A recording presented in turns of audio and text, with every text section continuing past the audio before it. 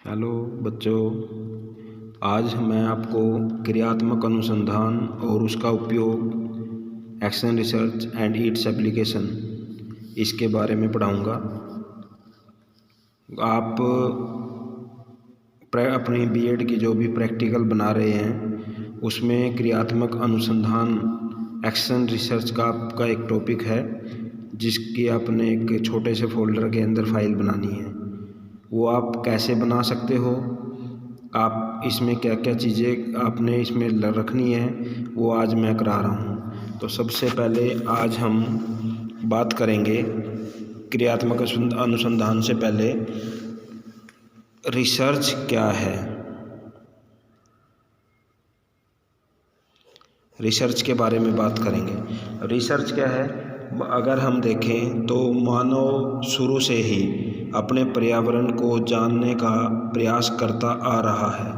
यदि हम मानव जीवन पर दृष्टिपात करें, हमें पता चलेगा मनुष्य निरंतर नए नए शोध करता रहा है और अपने जीवन स्तर में सुधार करता आ रहा है। अगर हम देखें, आदि मानव पहले पेड़ों के जो पत्ते होते थे उनको लपेटता था और जो पत्थर हैं रगड़ रगड़ के उनको आग पैदा करता था, पत्थरों और लकड़ियों के हथियार बनाता था, शिकार करने के नए नए तरीके खोजता था, एक दूसरे से वार्तालाप बात करने के लिए इशारे का प्रयोग करता था। और जब भी उसने ऐसा इशारे प्रारंभ किए, फिर उसने भाषा की खोज की, संप्रेषण के लिए, कम्युनिकेशन के लिए उसने पत्रों का प्रयोग करना शुरू कर दिया। आज वह पुस्तकों का, सीडी का और भी इंटरनेट पता नहीं क्या क्या माध्यम है जिसका वो उपयोग कर रहा है। तो ये सारी चीज़ें क्या बताती हैं कि जो रिसर्च है वो मानव की जो आवश्यकता है उसकी पूर्ति करता है। अब इसमें हम एक डेफिनेशन ले सकते हैं, वो किसी भी आप कोई भी एक डेफिनेशन इसमें डाल सकते हैं। जैसे कुक अपनी परिभाषा करते हुए बताता है, अनुसंधान क्रमबद्ध शैली से सूचना एकत्रित करने वाली एक क्रिया है। यह किसी समस्या का ईमानदारी के साथ और बुद्धिमत्ता से किया गया संधान है, जो तथ्यों तथा अर्थ का पता लगाने के लिए किया जाता है। तो ये कुक, इसकी आप एक डेफिनेशन लिख सकते हो। उसके बाद में इसमें आप आ जाएंगे भाई शोध की जो विशेषताएं होती हैं, कैरेक्टरिस्टिक्स ऑफ रिसर्च क्या है। जैसे शोध का उद्देश्य क्या होता है, किसी समस्या का समाधान करने के लिए। तो सबसे पहले क्या है, अगर हम कैरेक्टरिस्टिक्स की बात करें तो कैरेक्टरिस्टिक्स की अगर बात की जाए तो इसमें क्या है कि समस्या के समाधान की खोज करना, समस्या का समाधान, पहले कोई प्रॉब्लम आएगी तभी उसका समाधान। दूसरा, शोध के द्वारा नवीन ज्ञान की वृद्धि और विकास, यानी नए ज्ञान की बढ़ोतरी, ये कैरेक्टरिस्टिक्स में आ जाएगा। उसके बाद निरीक्षण से किए गए अनुभव। अब जब आप कोई भी कार्य करोगे तो उसमें आपको अनुभव प्राप्त होगा। उसके बाद में आ जाता है शोध में प्राथमिक स्रोत, यानी कुछ आप आंकड़े इकट्ठे करोगे और उस आंकड़ों के बेस पर आंकड़ों का इकट्ठा होना और उसके बेस पे नए आंकड़ों का निर्माण। उसके बाद में शोध वस्तुनिष्ठ और तर्क संगत होता है, ऑब्जेक्टिव होता है, वस्तुनिष्ठ होता है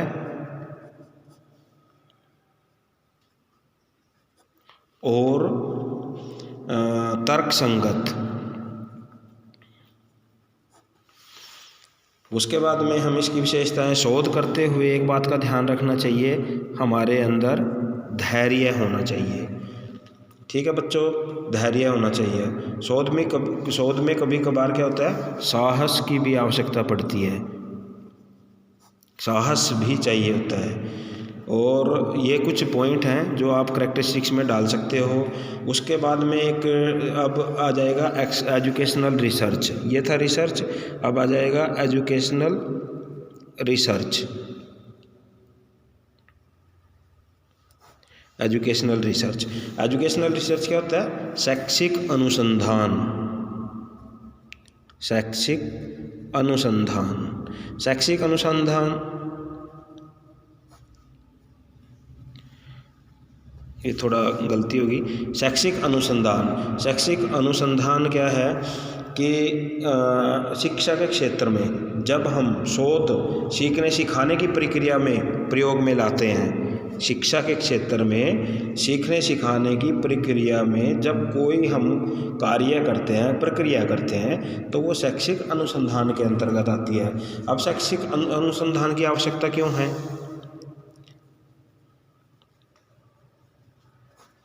शैक्षिक अनुसंधान की आवश्यकता क्यों है?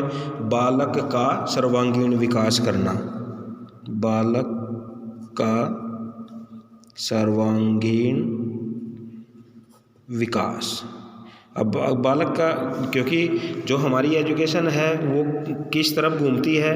बच्चे के इर्द गिर्द घूमती है, तो हमने बालक का सर्वांगीण विकास करना। उसके बाद विभिन्न दर्शनों के अनुसार, विभिन्न जो भी हमारे फिलोसफर हुए हैं उनके अनुसार, फिलोसफी के अनुसार शिक्षा प्रदान करने और उनकी तुलनात्मक प्रभाविता ज्ञान ज्ञात करने हेतु, यानी हमें क्या करना है? शिक्षा प्रदान की और उनकी तुलनात्मक प्रभाविता।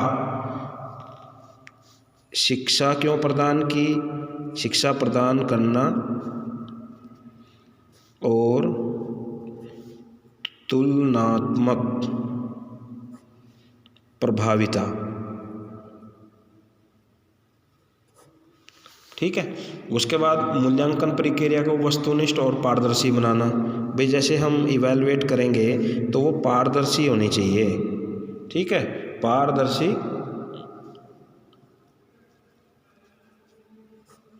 पारदर्शी और वस्तुनिष्ठ।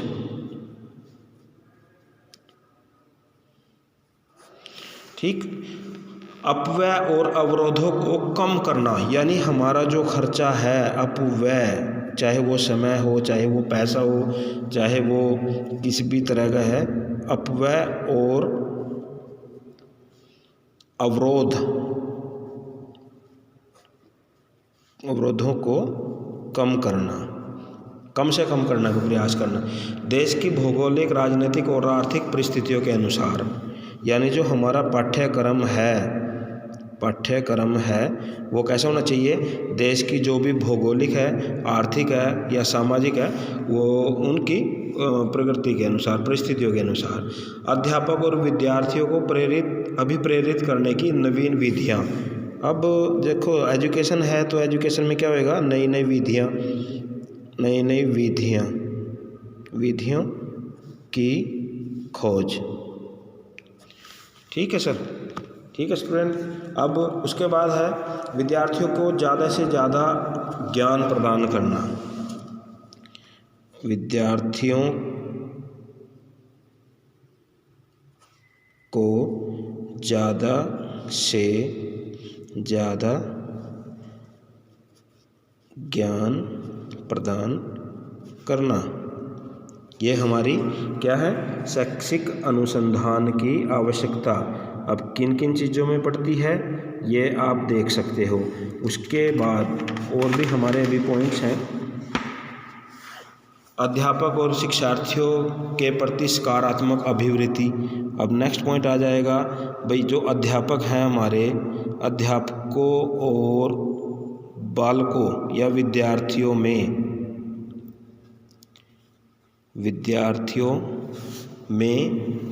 सकारात्मक अभिवृत्ति का निर्माण करना। उसके बाद है मानव और जो भी भौतिक संसाधन हैं हमारे, मानवीय और भौतिक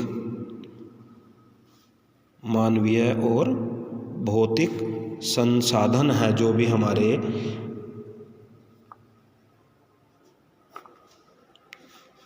संसाधनों का, आप ये लिख सकते हो, संसाधनों का अधिकतम उपयोग। ठीक है बच्चों, तो ये हमारी क्या थी, शैक्षिक शोध की आवश्यकता और महत्व। अब हमारा आता है शैक्षिक अनुसंधान कितने प्रकार का होता है। Types of educational research. तो इसमें पहला आ जाएगा हमारा, पहला पॉइंट है आधारभूत शोध स्तर। आधारभूत शोध स्तर, जिसको हम इंग्लिश में बोल सकते हैं बेसिक रिसर्च लेवल। ठीक है, अब बेसिक रिसर्च लेवल क्या है, आधारभूत अनुसंधान को शुद्ध अनुसंधान भी कहते हैं। जैसा नाम से स्पष्ट है, इसका उद्देश्य है आधारभूत सत्यों को खोजना और इस प्रकार से सिद्धांत कायम करना। इस प्रकार के अनुसंधान में मौलिक जो प्रवृत्ति होती है, उनके जो पर्सन है, उनको समझाया जाता है। ठीक है, सेकंड है हमारा प्रायोगिक अनुसंधान। प्रायोगिक अनुसंधान,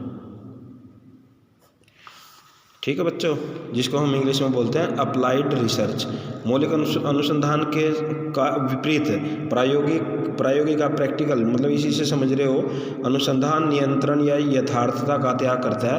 प्रायोगिक अनुसंधान को फील्ड अनुसंधान भी कहते हैं। और तीसरा हमारा आता है, जो हमारा टॉपिक है, वो है क्रियात्मक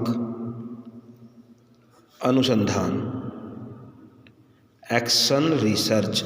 इसके बारे में हमने ज़्यादा से ज़्यादा पढ़ना है, एक्शन रिसर्च। अब एक्शन रिसर्च क्या है, मतलब ये किस तरह से काम करता है, इस चीज़ को हमने अभी देखना है। अब एक्शन रिसर्च, क्रियात्मक अनुसंधान शिक्षक, प्रधानाचार्य, प्रबंधक, प्रशासन, निर्देशक, निरीक्षक अथवा विद्यालय के, स्कूल के जो भी कर्मचारी हैं, विद्यालय की समस्याओं को सुलझाने के लिए इन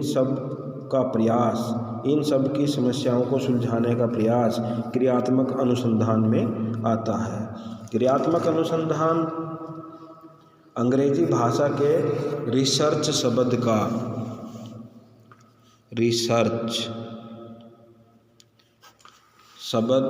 का हिंदी अनुवाद है।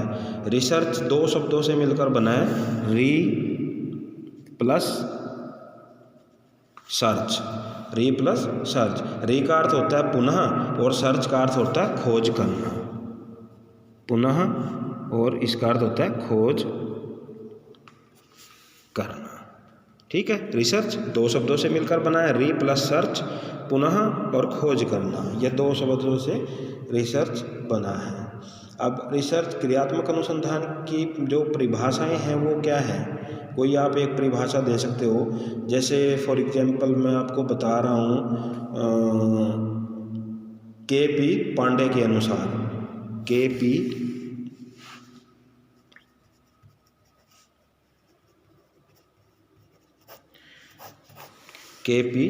पांडे के अनुसार क्या बोलता है ये, किसी अर्थपूर्ण पर्सन का व्यक्तिगत सदस्य तथा वस्तुनिष्ठ ढंग से प्राप्त किया गया उत्तर अनुसंधान कहलाता है। क्या कहता है ये, किसी अर्थपूर्ण पर्सन का व्यक्तिगत सदस्य तथा वस्तुनिष्ठ ढंग से प्राप्त किया गया उत्तर अनुसंधान कहलाता है। अब इसके ना क्रियात्मक अनुसंधान में कुछ स्टेप्स होते हैं, स्टेप्स फॉर एक्शन रिसर्च। इसमें क्या है, सबसे पहले है समस्या की पहचान। आपकी क्लासरूम है, क्लासरूम के अंदर बच्चा शोर करता है, समस्या हो सकती है। अध्यापक है, उसका स्वास्थ्य ठीक नहीं रहता, समस्या हो सकती है। क्लासरूम के अंदर कोई टॉपिक ज़्यादातर बच्चों को समझ में आ रहा है, किसी बच्चों को समझ में नहीं आ रहा है, समस्या हो सकती है। तो जैसे आप अगर जागरूक अध्यापक हैं तो आप आसानी से पता लगा सकते हो भाई दिन प्रतिदिन जो भी मान लो बच्चे हैं उनके अंदर क्या क्या प्रॉब्लम हो सकती है, तो समस्या का पहचान करना। उसके बाद आता है क्रियात्मक शोध के लिए प्रस्तावों की चर्चा। क्रियात्मक शोध के लिए प्रस्तावों की चर्चा। अब उसके बाद आपने क्या करना है, पहले पहचान करनी, पहचान के बाद क्रियात्मक शोध के लिए आपके पास प्रस्ताव हैं, उनकी चर्चा करनी। क्रियात्मक शोध में समस्या की पहचान के पश्चात अपने जो भी सहयोगी अध्यापक हैं या प्राचार्य हैं उसके क्रियान्वयन के बारे में विचार विमर्श करना। और उसके बाद है परिकल्पनाओं का निर्माण। परिकल्पनाओं का निर्माण, ठीक है बच्चों। परिकल्पनाओं का निर्माण, शोध समस्या की पहचान के पश्चात उसके संभावित समाधान देने का प्रयास करना। समस्या के संभावित समाधान की परिकल्पनाओं का निर्माण करते हैं। उसके बाद आता है प्रदत्त संकलन की योजना बनाना। प्रदत्त संकलन की योजना बनाना,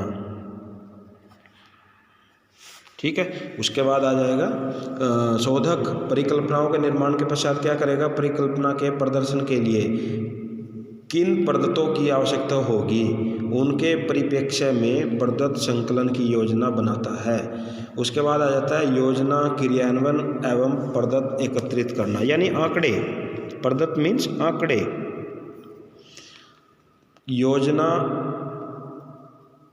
बना लेने के बाद, योजना बना लेने के बाद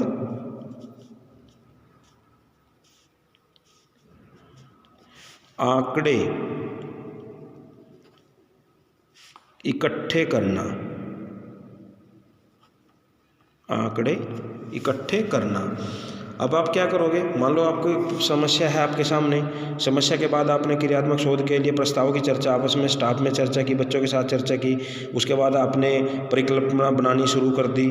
परिकल्पना के बाद आपके पास आंकड़े इकट्ठे होने शुरू हो गए। आंकड़े को इकट्ठा करने के बाद आप फिर क्या करोगे, आप उनसे निष्कर्ष निकालने का प्रयास करोगे, ठीक है।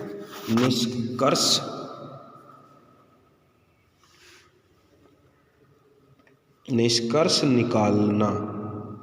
उसके बाद आप क्या करोगे, निष्कर्ष निकालना प्रारंभ करोगे।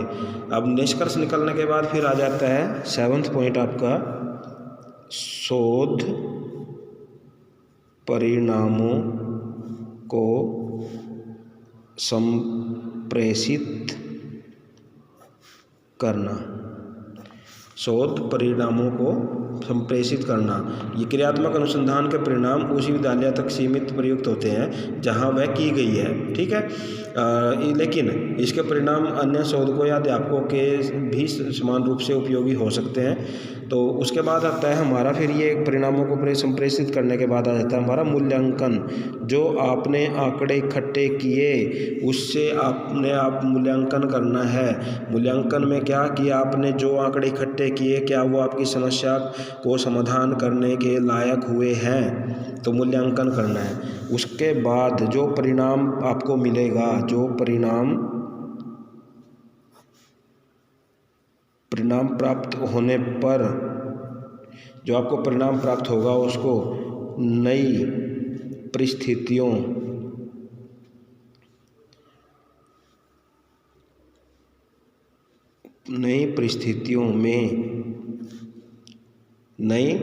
में उपयोग करना।